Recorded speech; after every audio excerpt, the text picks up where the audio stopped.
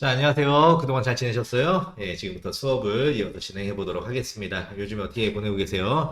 이제는 날씨가 많이, 제법, 더위가 많이 꺾인 것 같아요. 그래서 지난주, 또 그 지난주, 이렇게 해가지고, 또 월요일 날 대체 공휴일이 있다 보니까, 사회가 전체적으로 많이들 활성화도 많이 되고, 코로나도 이제 위드 코로나로 간다라고 하니까, 이제 전 국민 70%가 접종 완료가 됐으니까 이제 11월 달부터는 위드 코로나로 진행하게 되면 아마 우리도 대면 수업이라든가 이렇게 진행할 수 있지 않겠느냐라는 희망을 한번 해봅니다. 한 번도 못 봐가지고 좀 만나서 같이 수업도 하고 같이 뭐 할 수 있으면 식사도 같이 하고 질의도 하고 하면 할 텐데 이제 그게 멀지 않고 이제 좀 있으면 진행할 수 있지 않겠나라는 생각을 가져봅니다. 최근에 뉴스에서 뭐 이슈가 되고 있는 거, 뭐 화천대유, 막 이런 얘기들, 뭐 정치적인 이슈들이 있는데요. 그런 얘기들은 뭐 넘어가도록 하고, 제가 오늘 같이 나눠보고자 한 내용은요, 같이 봤을 때, 자, 보자, 너무 조그맣네. 이렇게 하면 좀 커지나? 아이고, 자, 보자고요. 자, 우리가 이제 경영을 이제 배우고 있는데요. 크게 봤을 때는 굉장히 중요한 내용입니다. 이 직원들의 숫자와 관련해 5인 미만 사업장, 그다음 갑질, 해고, 빨간날 적용, 제외, 천민계급이라고 하는 말이 나와 있는데 이게 무슨 말이냐면요. 노동법이라고 하는 게 있어요. 노동법은 누구를 위한 거예요? 크게 봤을 때 사업주가 있고 근로자가 있단 말이에요. 노동법을 누구를 위해서 만들어진 거예요? 예, 근로자를 위해서 만들어진 법률이에요. 자, 법은 만인 앞에 평등하다 다 들어본 적 있으시죠? 하지만 노동법은 달라요. 태어날 때부터 불평등해. 누구를 위한 거예요? 사업주가 아니라 근로자를 위해 만들어진 법입니다. 라고 해가지고 여러 가지 뭐 근로기준법서부터 시작해가지고요. 뭐 퇴직금과 관련한 법률 등등 노동과 관계된 법령들을 노동법이라고 합니다. 그런데 얘네들을 보다 보니까 그런 의문이 드는 거예요. 너무 노동법이 강하니까 누가 힘들어? 사업주가 너무 힘들다는 거예요. 그렇다면 그 많은 노동법 중에서 사업주를 좀 나누자. 그래서 일반적인 사업주하고 그 다음에 이 사업주는 너무 좀 가난해. 사업주도 가난하고 사업장도 조그맣고 하니까 얘는 적용되는 법을 좀 빼주자라고 한 게 그 기준을 뭘로 세웠느냐? 이 사업장의 종업원이 몇 명이냐, 근로자가 몇 명이냐를 가지고서 이걸 가릅니다. 큰 사업장인지 아니면 작은 사업장인지. 그 기준이 몇 명이에요? 5인이에요, 5인. 그래서 한 사업장에 근로자가 사장을 제외하고 일하는 사람 직원이 5명 이상이다. 5명부터 시작이에요. 5명 이상이다. 라고 하면은 삼성과 똑같이 모든 법률 적용이에요. 그런데 5명이 안 돼, 4명까지야 라고 하면은 여러 가지 제외하는 항목들이 있습니다. 그러다 보니까 어떻게 지금 나와 있는 것처럼 천민계급이다 라고 하는 얘기가 나와 있습니다. 이거 너무 안타까우면 어떻게 5명, 6명, 7명으로 올려줘? 좀 애매한 거죠. 하지만 우리가 어떤 판단을 하고 또 경영을 해나가는데 참고를 하기 위해서는 어떻게 해야 됩니까? 이 기준에 대해서는 명확히 알고 있어야 되는 거고 사회적 이슈는 우리가 알고 있어야 될 필요가 있다는 겁니다. 같이 한번 살펴볼게요. 자, 직장 갑질 119 5인 미만 사업장 갑질 보고서를 발행했다고 해요. 1년간 갑질 제보 71건, 직장 갑질 최다 5인 미만 제외한 근로기준법 반인권법 지적이라고 되어 있습니다. 볼까요? 내용 어떤 내용인가? 5인 회사에 다니는 A씨와 4인 기업에 다니는 B씨. A는 큰 기업에 다니는 거, B는 작은 기업 다니는 거야. 그러니까 코로나19 때문에 회사가 어려워져 휴직한 A씨는 평균 임금의 70%를 휴업수당으로 받았지만 B씨는 받지 못했다. 직장 내 괴롭힘을 당했을 때 A씨는 노동청에 신고를 해 인정받으면 실업급여를 받을 수 있지만 B씨는 신고조차 못한다. 해고를 당했을 때도 마찬가지다. 똑같이 고용보험에 가입했지만 B씨는 보험료를 내고도 보험 혜택을 받지 못한다. 온 국민이 다 쉬는 대체 공휴일도 B씨는 일을 해야 한다. 지금 나와 있는 내용으로 봤을 때 A, 그러니까 5인 이상의 기업, 대기업에 다니는 거죠. 큰 회사에 다니고 있는 A는 휴업수당도 있어요. 그리고 직장 내 괴롭힘에 대해서도 이의를 제기할 수 있고요. 해고를 당해도 부당해고입니다. 주장할 수가 있어요. 하지만 B는 어때요? 지금 얘기했던 것들이 안 되는 거예요. 휴업에 따른 휴업수당 받을 수 없고요. 그 다음에 노동청에 직장 내 괴롭힘 신고 안 되고요. 그 다음에 어때 부당해고에 대해서도 이의를 제기할 수가 없다라고 하는 내용이에요. 자, 마찬가지. 대체 공휴일도 실수가 없고요. 이는 국가로부터 차별받는 5인 미만 사업장 근로자의 현주소이다. B씨와 같은 5인 미만 사업장 근로자가 최소 370만 명이 넘는 가운데 사각지대를 해소해야 한다라는 목소리가 커지고 있다. 5인 미만 사업장 사각지대 직장갑질 신고 사용자 처벌 안 돼. 11일 시민단체 직장갑질 119는 아름다운 재단의 지원을 받아 제작한 5인 미만 갑질 보고서를 통해 작년 9월부터 지난 8월까지 접수된 5인 미만 사업장에서 발생한 사건 중 직장 내 괴롭힘으로 가장 많이 나타났다고 밝혔다. 다음으로 임금 징계 해고 순이었다. 문제는 5인 미만 사업장의 근로자는 지금 뭐 어쨌든 민원들이 많이 들어왔다는 거예요. 그 직장 내 갑질이에요. 신고가 많이 들어왔는데 5인 미만 사업장들을 보니까 직장 내 괴롭힘이 제일 많고 그 다음에는 임금이 너무 적어요. 그 다음에 나 해고당했어요. 징계해고당했어요. 라고 하는 순서인데 문제는 뭐냐면 5인 미만 사업장의 근로자는 법의 보호를 받지 못하는 사각지대에 놓여 있다는 점입니다. 현행법상 5인 미만의 사업장은 직장 내 괴롭힘과 징계 해고는 적용 범위에 포함되지 않으며 임금도 휴업수당과 각종 가산수당에 적용되지 않습니다. 아까 얘기했던 부분이죠. 5인 미만의 사업장, 그러니까 작은 사업장 같은 경우에는 직장 내 괴롭힘 내지는 부당해고 이거에 대해서 이의제기가 안 됩니다. 마찬가지 어때요?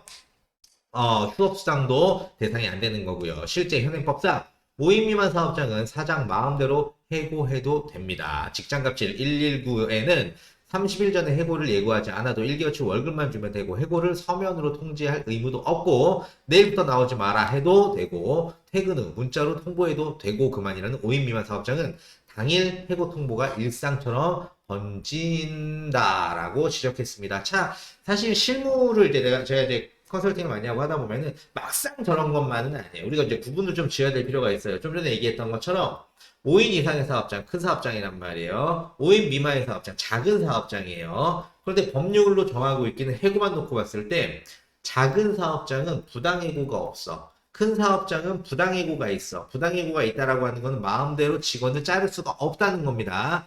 하지만 이 작은 사업장, 4인 미만, 4인 이하의 사업장, 5인 미만의 사업장은 직원을 마음대로 자를 수 있어. 부당해고가 없으니까 너 내일부터 나오지 마. 너 지금 가. 그리고 나오지 마. 이럴 수 있다는 거예요. 단 여기에 뭐가 있느냐?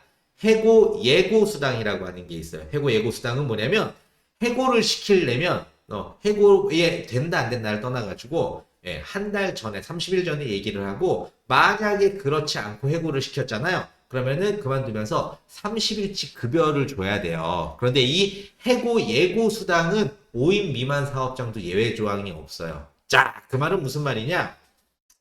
5인 이상의 사업장, 큰 사업장은요, 부당해고 하면 안 되고요. 그 다음에 해고하게 되면 해고 예고 수당 30일치 급여도 줘야 돼요.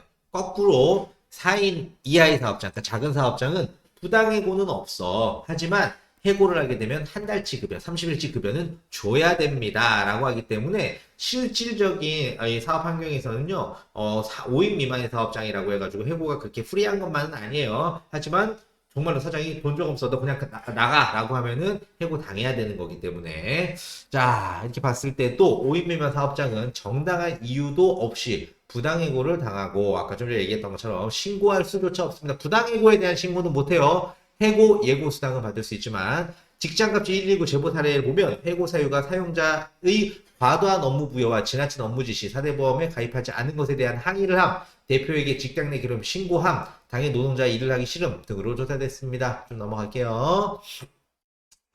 직장갑질 119에서 지난 6월 직장인 1000명을 대상으로 한 설문조사에서 직장 내 괴롭힘의 경험에 있는 응답자 중 심각하다는 응답자는 5인 미만 사업장은 52.1%로 다음 사업장 약 30%의 비율을 보인 것에 비해 현저히 높게 나타났다. 직장 내 괴롭힘이 심각해 라고 하는 게 5인 미만은 50%래요. 근데 5인 이상은 30%다. 그러니까 5인 미만이 더 심각하다라고 하는 거죠. 직장갑질 119는 근로기준법 시행령 제7조에서 상시 4인 이하의 사업장에 적용되는 법 규정의 범위 내에 직장 내 괴롭힘 규정을 적용하고 있지 않기 때문에 5인 미만 사업장에서는 직장 내 괴롭힘에 관한 적용을 받지 못하고 있고 그 결과 5인 미만 사업장의 노동자들은 직장 내 괴롭힘 피해를 당해도 신고할 수 있는 장치 또한 없다. 장치조차 없다고 꼬집었다. 오는 14일부터 직장 내 괴롭힘 금지법이 적용돼 사용자와 친인척일 경우 1000만 원 이하의 과태료를 부과할 수 있지만 이마저도 5인 미만 사업장은 적용되지 않는다라고 해가지고 지금 꼬집어서 얘기하고 있는 게 뭐예요? 예, 그 직장 내 괴롭힘과 관련해서 작은 사업장은 신고조차 할 수 있는 시스템이 안 돼 있다는 거예요. 5인 미만 사업장 근로자들이 노동청에 직장 내 괴롭힘 관련 신고한 사건은 600여 건에 불과하며가 아니구나. 육박하며 신고 후 취하까지 포함하면 1000여 건에 달한다. 용해인 기본소득당 의원실이 고용노동부 요청에 받은 직장 내 괴롭힘 사건 연도별 처리 현황에 따르면 신고 사건 중 5인 미만 사업장 등으로 법 적용 제외 사업장은 2020년 268건, 2021년 8월 기준 312건으로 총 580건이다. 직장갑질 1구는 노동청에 신고하러 가면 근로감독관이 5인 미만 사업장이라 취하하라고 하는 경우가 많기 때문에 전체 신고 건수의 40%가 넘는 취하 건수에도 5인 미만 사업장이 상당수가 포함되어 있다라고 분석했습니다. 뭐 아래 내용들이 쭉 있는데 제일 포인트가 그거예요. 크게 사업장은 작은 사업장, 5인 미만 사업장, 큰 사업장, 5인 이상 사업장으로 나눠지게 돼 있고요. 큰 사업장은 모든 법률 적용이지만 뭐 주휴수당이라든지 연차라든지 이런 것들이요. 하지만 작은 사업장은 거꾸로 주휴수당도 없어요. 연차도 없어요. 얘는 부당해고에 대한 것도 신고를 할 수가 없어요. 그 다음에 직장 내 갑질도 신고할 수 없어요. 요런 부당한 처우를 받고 있다. 이건 분명히 사회적인 문제입니다. 그렇다고 해서 너무 노동법을 강조해버리면 정말 우리가 흔히 얘기하는 소상공인들은 그것들 직원들 복지 챙겨주다가 운영할 수 없는 시스템이 되겠죠. 그래서 항상 고민을 많이 해야 돼요. 우리가 경영이라고 하는 것을 배우면서 그다음에 쭉 해나가면서 과연 어느 정도 절충선을 가지고서 가져가는 게 가장 현명한지. 하지만 이제 사회가 많이 바뀌었잖아요. 복지국가잖아요. 그래서 기본적인 복지는 챙겨주고 쌍방간에 돈을 받고 일을 하는 근로자도 본인의 성심을 다해서 열심히 일을 하고 그다음 사업주도 일한 거에 대한 대가를 잘 주면서 나라의 제도가 좀 적당하게 만들어져서 이들이 분쟁 없이 할 수 있는 것을 됐으면 하는 게 제 바람입니다. 하여튼 그래서 오늘은 5인 미만의 사업장과 관련해가지고 아래 내용들도 쭉 있지만 여기까지 이제 살펴보진 않고요. 지금 제목은 뭐였어요? 5인 미만 사업장 갑질 해고 빨간날 적용 제외 천민계급이다 라고 하는 내용 같이 한번 살펴봤어요. 자, 이제 우리 내용으로 돌아가가지고 지난번에 우리가 봤던 내용이 자, 기업 경영의 기본 그래가지고 이제 목표, 그 다음에 효율성, 효과성의 차이에 대해서 봤고요. 그 다음에 한국, 일본, 미국식 경영에 대해서도 비교를 한번 해봤었어요. 그러면서 뭐 한다 그랬어요? 이번 시간서부터는 이제 경영 환경이라고 하는 거에 대해서 우리 한번 학습해 본다라고 말씀을 드렸던 것 같아요. 경영 환경이다라고 하는 거, IBM CEO죠. 로비트 CEO가 예측한 경영 환경의 변화입니다. 자, 세 가지 변화에 대해서 얘기를 했는데, 자, 한번 보자고요.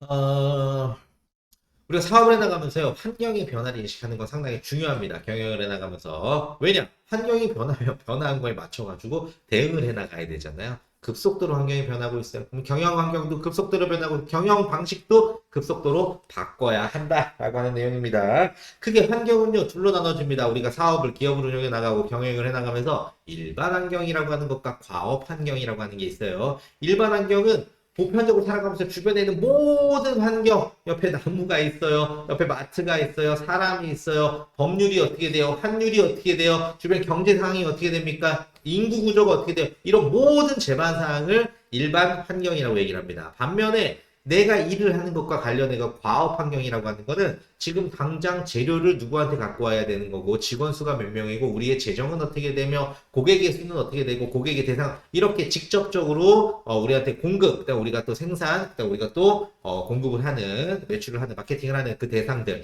직접적인 과업과 연관되어 있는 사람을 과업 환경이라고 한다라고 보시면 될 것 같아요.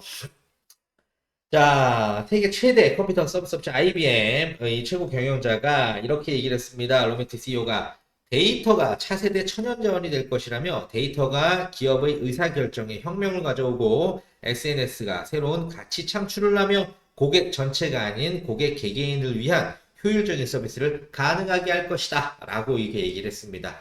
세계의 환경의 변화를 딱 셋으로 요약을 했어. 데이터의 분석, 의사결정의 혁명을 갖고 올 것이다. 소셜 네트워크, 여러분들 많이 하시잖아요. 페이스북, 그 다음에 인스타그램, 뭐 카톡 많이 하시잖아요. 이런 것들이 같이 창출이 될 것이다. 고객층의 분석, 그룹적으로 하는 게 아니라 개개인별로 서비스가 가능한 그런 사회가 될 것이다. 이렇게 아주 간단하게 요약을 했습니다. 우리 이 내용들 같이 한번 살펴보도록 할게요. 데이터 분석이 의사결정을 바꾼다. 로멘트 CEO는 지금까지 기업들의 의사결정을 내릴 때는 주로 CEO나 경영진의 직감에 의존했지만 앞으로는 엄청나게 축적된 데이터의 분석 작업이 직감을 대신하게 될 것이라고 내다봤다.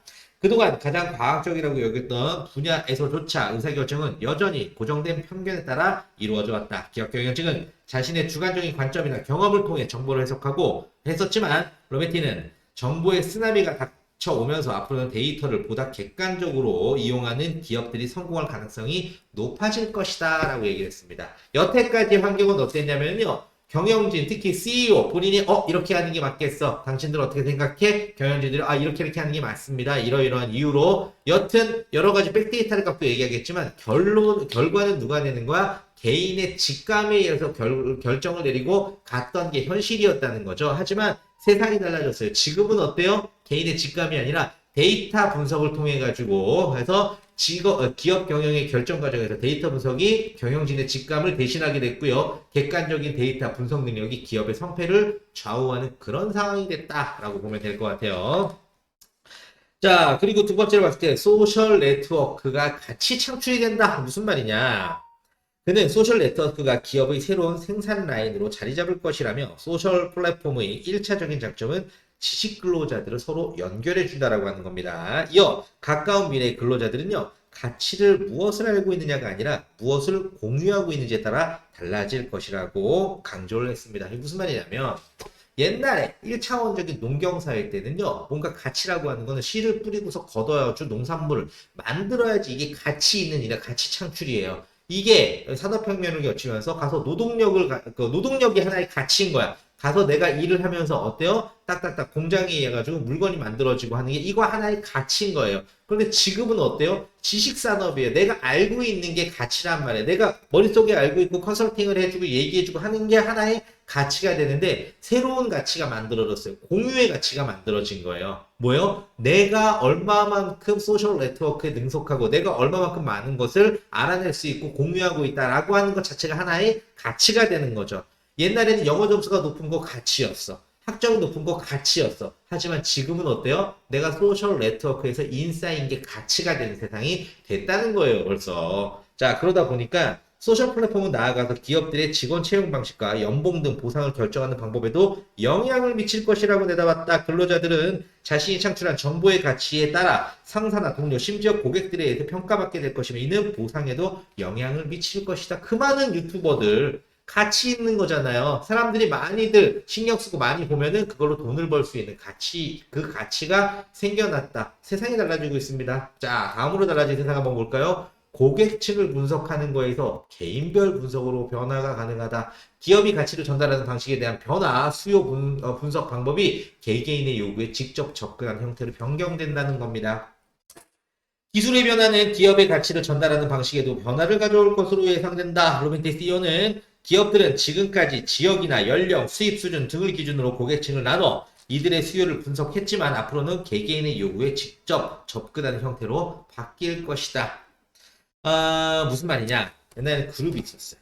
그룹이 있어가지고 우리는 남성보다는 여성 위주로 연령층은 30대보다는 20대 위주로 여기서는 여러 가지 뭐 갖고 있는 뭐 재정적인 수준이 뭐 어느 정도 되는 사람 수준으로 이런 식으로 점점 분야를 나눠가지고 그 사람들한테 주로 마케팅을 해야겠다 이런 방식으로 그 사람들한테 고객층을 분석하겠다라고 했는데 지금은 그게 아니라 어때요? 점점 세분화 하다 보니까 이제 개인이에요. 개인이 어떤 거를 좋아하는지에 대한 분석이 가능하고 그거를 해결해 줌으로써 마케팅 시장이 완전히 판도가 달라지는 세상이 됐다라고 하는 겁니다. 자, 방금 얘기했던 거죠. IBM의 CEO가 얘기를 합니다. 세상이 달라지고 있어요. 어떻게 달라져요? 데이터. 이제는 단순히 개인의 직감정 선택이 아니라 빅데이터 분석을 통해 가지고 의사결정을 하게 될 거고요. 그 다음에 소셜 네트워크가 하나의 가치가 됩니다. 옛날에는 생산력, 힘이 센 게 좋았어. 그 다음 많이 아는 거, 지식산업, 많이 알고 있는 게. 하지만 지금은 어때? 관계, 내가 소셜 네트워크에서 얼마만큼 많은 관계를 갖고 있고 뭐 인싸냐라고 하는 게 하나의 가치가 되어가는 그런 세상이 되고요. 고객층을 분석함에 있어서도 그냥 큰 그룹화가 아니라 한 명에 대해서 분석하고 마케팅을 하는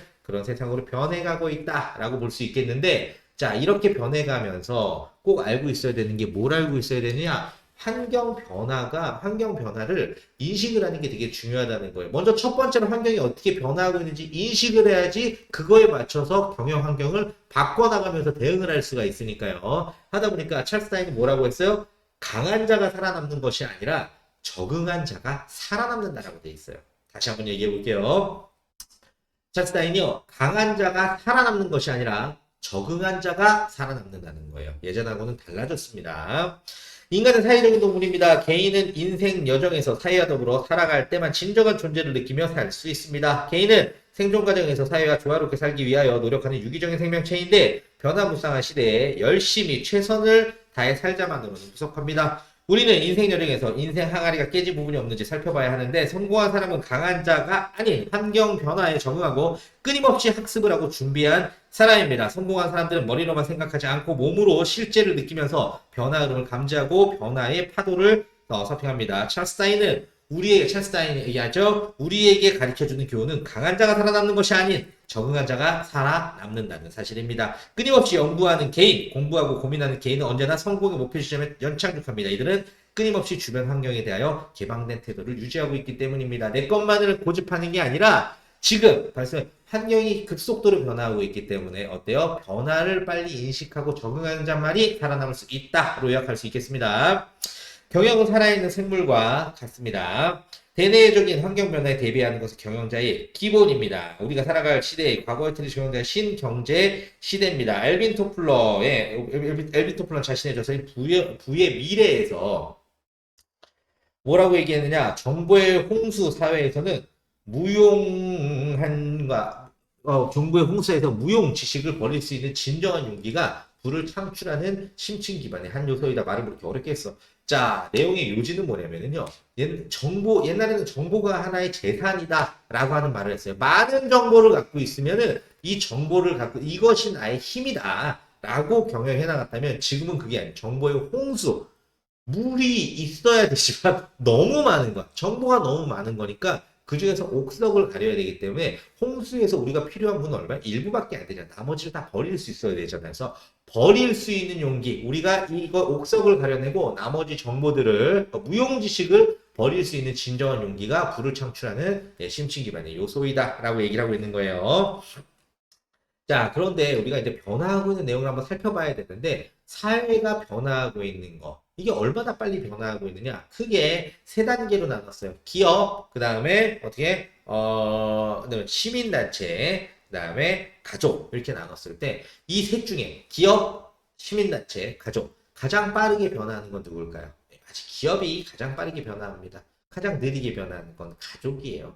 중간에 이제 시민단체. 기업이 가장 먼저 이윤을 추구하기 위해서 변화를 선도해 치고 나가는 거고요. 그 다음에 시민단체가 중간쯤, 가족은 가장 느리게 이렇게 변화하게 되는데, 우리는 기업 경영에 대해서 공부를 하고 있는 사람들이란 말이에요. 그렇다고 가장 빠르게 변화를 인지하고 변화를 선도하고 나가야지만 경영을 효율적으로 해나갈 수가 있다라고 보실 텐데요.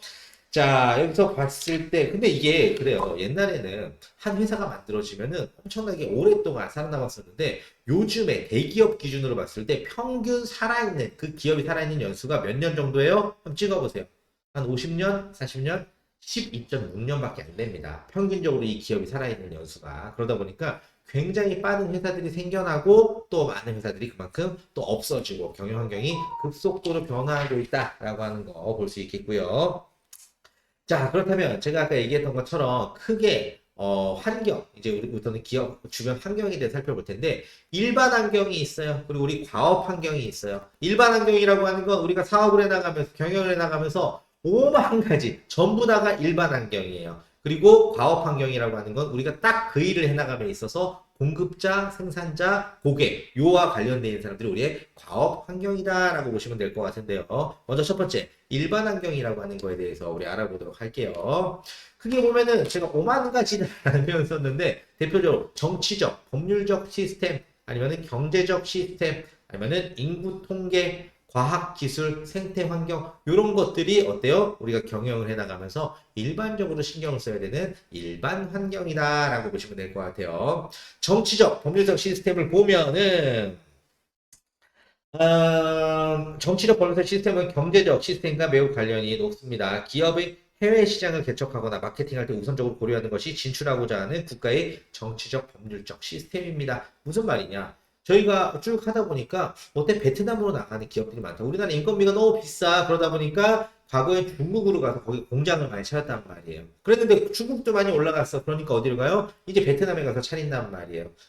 하려니까 거기에 가서 공장을 설립하려니까 뭐를 해야 되는 거예요? 여기 건물은 살 수는 있는 건지, 현지 법인은 어떤 방식으로 내야 되는 건지, 이런 게 정치적으로, 법률적으로 허가는 되어 있는지 등등 가장 먼저 신경 써야 되는데, 안 되면 아예 시작조차 할 수 없는 거니까. 그래서 특히나 해외에 뭔가 진출을 할 때 가장 먼저 고려해야 되는 일반적인 환경이 정치적, 그 다음에, 정치적, 법률적 시스템이 잘 되어 있는지, 요런 것들이 바로 일반적인 환경 중에 한 가지다 보시면 될 것 같고요.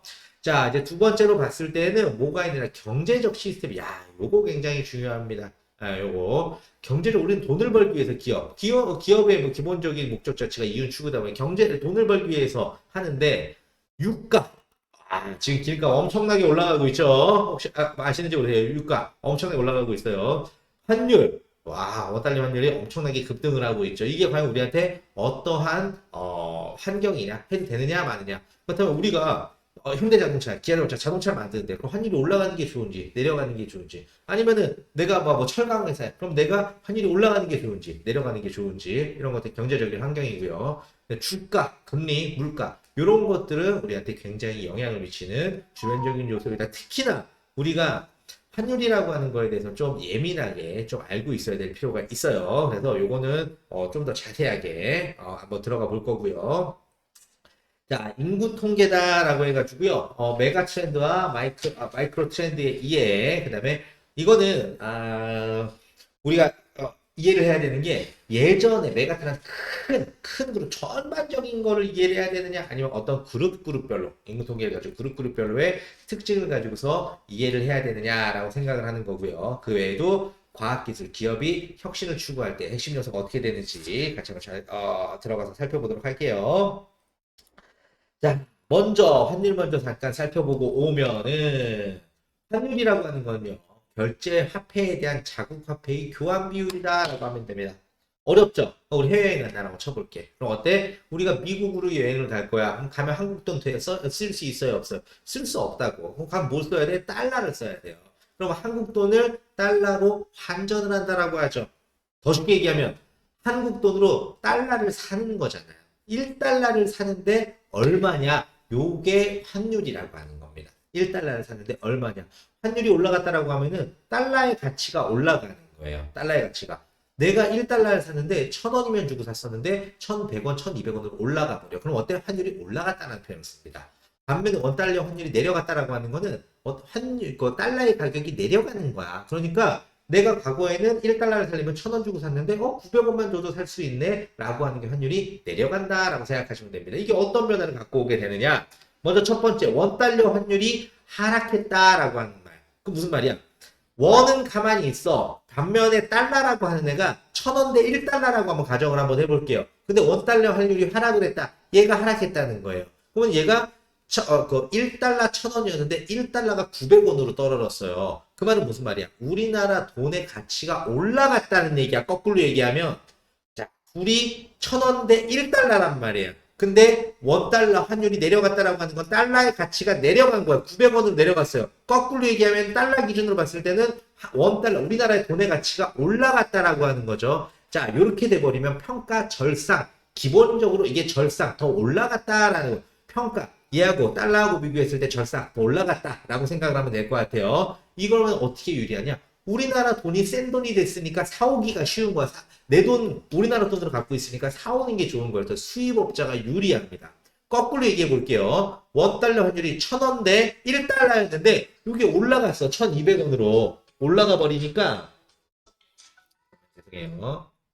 이게 올라가 버리니까 어떤 일이 벌어져요? 내가 같은 돈이 있더라도 살려니까 비싸게 사야 돼요. 비싸게 사야 돼요. 수입업자가 되게 힘들지. 거꾸로 얘기했을 때는 우리 물건을 팔아야 되는데 싸게 팔 수 있잖아요. 얘네 기준으로. 그렇기 때문에 좋은 점으로 봤을 때는 수출업자가 굉장히 유리하다라고 보시면 될 것 같아요. 자, 이렇게 되다 보니까 이 환율로 인해 가지고 원달러 환율 급등에 따라서 지금 급등했단 말이에요. 그래서 업종별 영향 정도를 보니까 긍정적인 영향을 주고 있는 데는 어디요? 자동차, 조선, 전자 이런 애들은 되게 좋아. 왜? 아까 제가 누가 좋다 그랬어? 수입업자가 좋다 그래서 수출업자가 좋다 그래서 수출업자가 좋아요. 왜? 원달러 확률이 급등했기 때문에 상대적으로 우리 상품의 가격이 싸진 거야. 팔기가 되게 쉬워진 거지. 하다 보니까 어때? 수출업자가 되게 좋아졌고요. 반면에 수입업자가 힘들어서 우리 뭐를 수입합니까? 항공, 아니면 석유화, 철강 이런 것들을 우리가 수입업자란 말이에요. 하다 보니까 이들은 굉장히 많이 좀 힘들어졌다라고 하는 내용입니다. 자, 오늘은 제가 좀 숙제를 줄 거예요. 어떤 숙제를 줄 거냐? 이 환율만큼은 좀 이해를 좀 했으면 좋겠어요. 지금 이 페이지, 딱 이 페이지 좀 이해를 했으면 좋겠어요. 그래가지고 어떻게 생각을 해야 돼요? 환율이라고 하는 거에 대한 정의, 그리고 이 환율이 올라감에 따라서 어떤 결과가 펼쳐지는지, 환율이 내려감에 따라서 어떠한 결과가 펼쳐지는지 굉장히 중요한 내용이거든요. 그래가지고 이거는 단순히 요 수업에서만 국한되지 말고요. 우리 학생들이 한번 찾아봐. 환율이라고 하는 게 어떤 내용이고, 원달러 환율이 올라갔을 때는 어떠한 현상들이 벌어지고 내려갔을 때는 어떠한 현상들이 벌어지는지에 대해서 보시는 것은 굉장히 중요한 내용입니다. 중요하다는 얘기는 무슨 말이겠어요? 이번 중간고사에서도 굉장히 중요한 영향을 차지할 수 있다는 얘기죠. 자, 오늘은 저와 같이 우선 기본적으로 사회적인 현상 중에서 어떤 걸 살펴봤어요? 5인 미만 기업, 작은 기업에 대해서 같이 한번 살펴보고요. 그 다음에는 이제 우리가 과거에는 경영의 기본을 배웠다면 이제는 환경에 대해서 한번 알아보자. 근데 환경의 변화가 어떻게 변화하고 있는지, 그게 얼마나 중요한 것인지, 그렇다면 그 환경의 변화라고 하는 거 크게 봤을 때 일반 환경과 과학 환경으로 나눠지는데 일반 환경에는 어떠어떠한 것들이 있는지, 특히나 그 중에서도 제가 굉장히 중요하다고 얘기했던 거는 환율이에요. 그렇기 때문에 숙제를 주는 거는 환율, 뭐 리포트를 받지는 않겠어요. 하지만 꼭 보셔야 되는 게 환율이라고 하는 거에 대해서 연구를 한번 하시고 그거에 대해서 정리를 한번 해보시기를 권고 숙제로 드리도록 하겠습니다. 자, 오늘도 수고 많으셨고요. 그럼 다음 시간에 뵙도록 할게요.